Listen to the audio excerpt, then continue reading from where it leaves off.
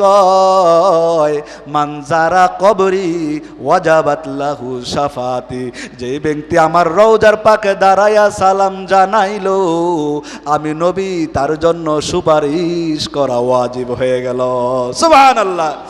Medina যাইতে পারলাম না, মদিনা দেখতে পারলাম না, আমি অসহায় তাই এত দূরে রই, শুধু সালাম জানাই, মদিনা যাইতে পারলাম না, মদিনা দেখতে পারলাম না।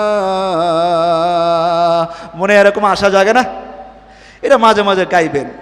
টাকা হইলেই হজ করতে পারে না, টাকা ছাড়াও অনেক হাজি এরকম আছে না নাই? আল্লাহ বলেন দিলের সাথে সম্পর্ক। অনেক বাড়িওয়ালার দারোয়ান হজে গেছে গা, বাড়িওয়ালা কি করে নাই যাইতে? কারণ এটা কার সঙ্গে সম্পর্ক? দিলের মহাব্বত বড় অভ্যন্তরের সম্পর্ক। পয়গম্বরের মহাব্বত যদি অন্তরে থাকে, আল্লাহর মহাব্বত যদি অন্তরে থাকে রে মুমিন, আমার আল্লাহ বলেন তোর কিছুই লাগবে না, নিয়ে যাব।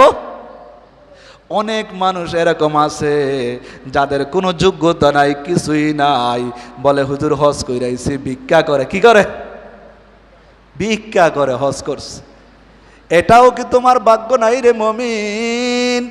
তোমার ছেলে মেয়েকে সব দেও, কিন্তু এই হজের মাস চলতেছে, তোর পায়ে ধরিয়া বলিয়া যায়, যদিও এখন থেকে নিয়ত করিয়া নেও আগামী বছর আর দেরি করব না, হজটা করে ফেলবো।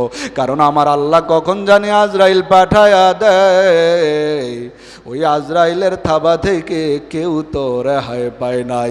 ওরে পর্দার আড়ালের মা, ওরে আমার যুবক ভাই, তোকে বলিয়া যায় গুনাহ ছাড়িয়া দে।